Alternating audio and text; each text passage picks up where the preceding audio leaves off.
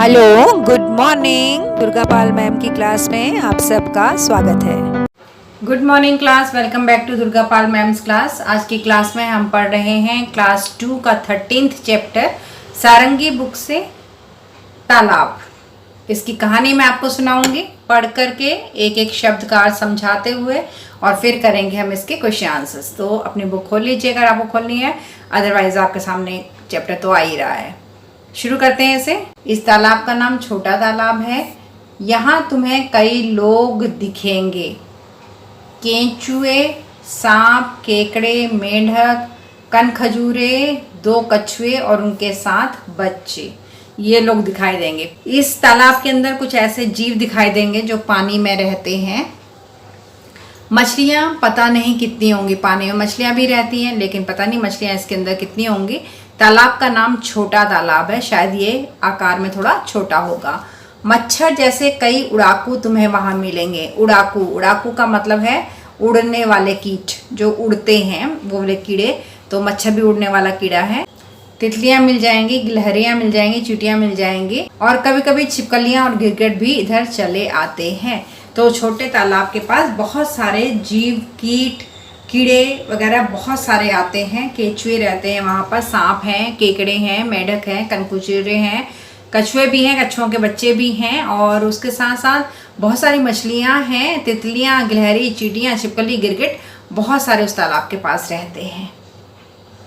तालाब के किनारे पर एक पेड़ है।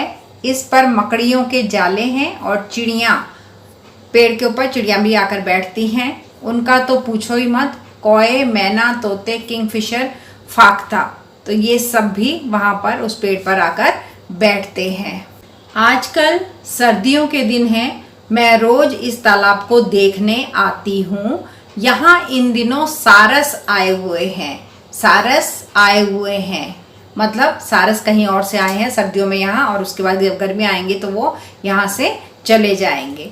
छोटे तालाब पर खूब चहल पहल है। इतने सारे जीव रहते हैं वहाँ पर, तो इसलिए छोटे तालाब पर खूब चहल पहल है। थोड़े दिनों बाद सारस चले जाएंगे, तब तालाब को इनकी कितनी याद आएगी। किसकी याद आएगी तालाब को?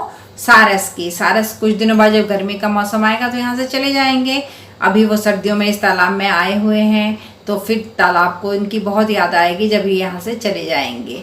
तो ये था छोटा तालाब पाठ, और किसने लिखा है ये? शशि सबलोक ने। शशि सबलोक ने तालाब के बारे में जानकारी दी है कि तालाब में कौन कौन से जीव रहते हैं, और कुछ ऐसे पक्षी भी हैं वहाँ पर जो मौसम के हिसाब से वहाँ आते हैं। अभी सर्दियों के मौसम की इन्होंने बात की है, तो सर्दियों के मौसम में कौन कौन से जीव हैं वो उनका नाम बताया गया है इसके अंदर। तो ये तो थी पाठ की व्याख्या, छोटा सा ही पाठ है ये। तालाब के आसपास कौन से जीव रहते हैं, पक्षी रहते हैं। कछुए, मेंढक, कनखजूरे तालाब के अंदर रहते हैं। बहुत सारे पक्षी आकर उस तालाब के किनारे पे जो पेड़ है उसके ऊपर आकर के बैठते हैं। तो एक तालाब का सुंदर सा दृश्य कवि यहाँ पर लेखिका ने पेश किया है। तो अब ये तो हो गई इस पाठ की व्याख्या। अब हम आगे चलते हैं, इस पाठ के प्रश्न उत्तर कर लेते हैं। क्लास 2 हिंदी चैप्टर 13 तालाब के प्रश्न उत्तर यहाँ से शुरू होते हैं। पहला, बातचीत के लिए इस तालाब को छोटा तालाब क्यों कहते होंगे? इस तालाब को छोटा तालाब इसलिए कहते होंगे क्योंकि ये आकार में बड़ा नहीं है और बाकी तालाबों से छोटा है। दूसरा प्रश्न है, इस तालाब में कौन कौन से जीव हैं? बहुत सारे जीवों के नाम दिए हैं लेखिका ने इस तालाब के आसपास जो रहते हैं।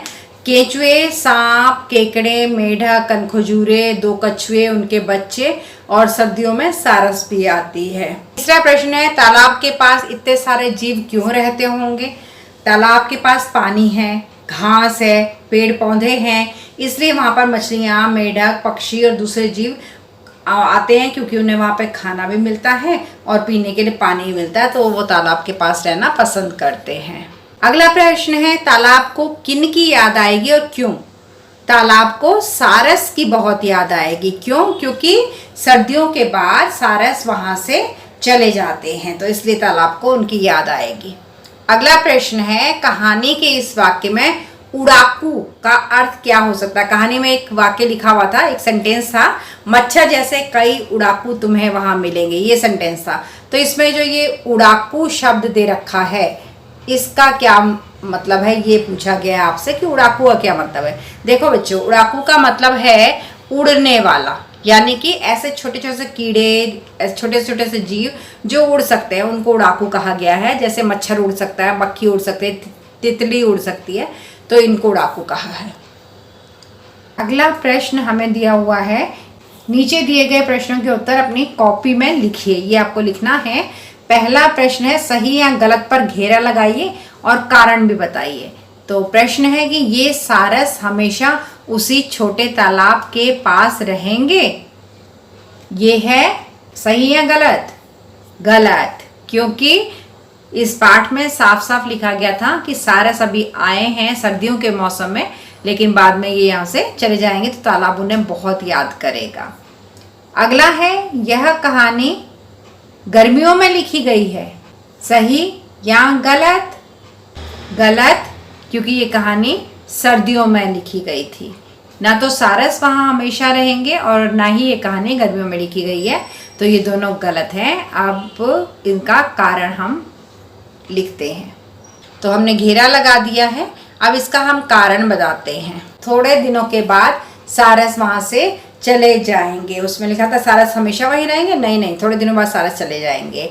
और ये कहानी गर्मियों की है? बिल्कुल भी नहीं, ये कहानी है सर्दियों की। अगला प्रश्न है, आप तालाब के पास होते तो क्या करते? लिखिए। तो मैंने इसमें 2 उत्तर लिए हैं, क्योंकि बच्चों का अपना दिमाग है, आप कुछ भी लिख सकते हैं, कुछ भी सोच सकते हैं कि अगर आप तालाब के पास होते, वहाँ बैठे होते, या तालाब के किनारे पर ही आपका घर होता, आप तालाब में घूमने के लिए आते हैं, तो आप क्या करते?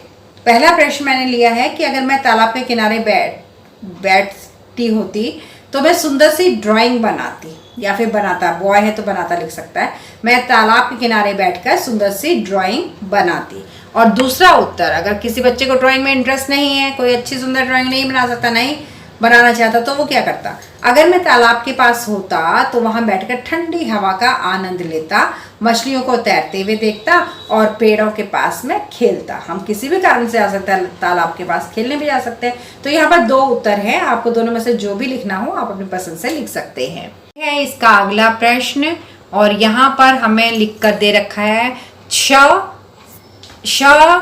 अक्षर की पहचान कीजिए और श से बनने वाले शब्दों को पहचान करके दोबारा से लिखिए। तो यहाँ पर हमें श दे रखा है। ये श, कई बच्चे से छ भी बोलते हैं, छ नहीं होता है, श होता है। ये क और श से मिलकर बना होता है। क और श, इन 2 अक्षरों से मिलकर ये बनता है, तो इसे श ही बोला जाता है। क आधा है, हलंत लगाया मैंने, क आधा है इसमें। यहाँ पर हमें शब्द दिए हैं और यहाँ पर ट्रेस करने को कहा है, और यहाँ पर हमें खुद से लिखना है। तो खुद से लिखने वाला हम लिख लेते हैं पक्षी, पक्षी, ये लिखा। दूसरा है अक्षर,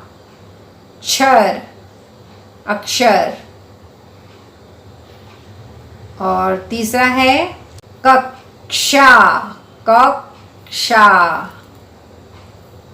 जब हम इसे बोलते हैं तो इसमें आधे क की साउंड आती है, कक्षा। शिक्षा, तो ये है शिक्षा, ये हमने लिख लिए। अगला प्रश्न है, चिड़िया को उसके घोंसले तक पहुंचने में उसकी सहायता कीजिए।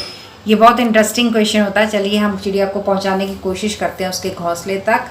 ये चिड़िया यहाँ पर बैठी हुई है और यहाँ से यही एक रास्ता खुला हुआ है जिससे ये आ सकती है। फिर इधर जाएगी, फिर इधर, फिर इधर, फिर इधर, फिर इधर, इधर से इधर, फिर इधर, ऐसे ऐसे ऐसे ऐसे और ऐसे। यही एक रास्ता है चिड़िया के जाने का। अगर हम कोई दूसरा रास्ता लेंगे तो चिड़िया वहाँ से नहीं जा पाएगी। तो हम लेके चलते हैं चिड़िया को यहाँ से ऐसे ऐसे ऐसे ऐसे ऐसे ऐसे ऐसे ऐसे ऐसे और ऐसे, पहुँच गई चिड़िया घोंसले में। अगला प्रश्न है शब्दों का खेल। जीवों के नाम को उनके चित्र से रेखा खींच के जोड़िए। अच्छा, जीवों के नाम हमें बीच में दे रखे हैं और चित्र आसपास दे रखे हैं, तो हमें लाइन खींच करके उनसे मिलाना है। तो चलिए अब इनके नाम के साथ इन्हें जोड़ देते हैं। केंचुआ है यहाँ पर, सारस है यहाँ पर, सांप ये है, कछुआ ये है, मैना,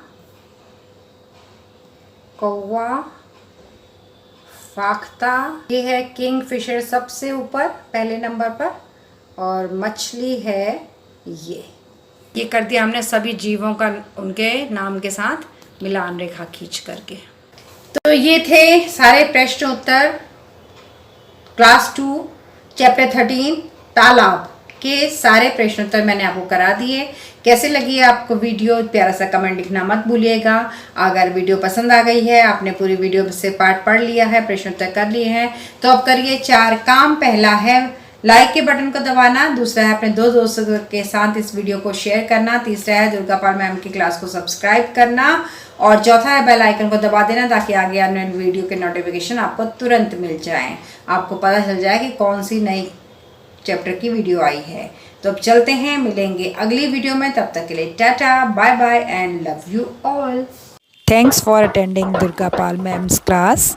Please like, share, subscribe and don't forget to leave a lovely comment. Thank you.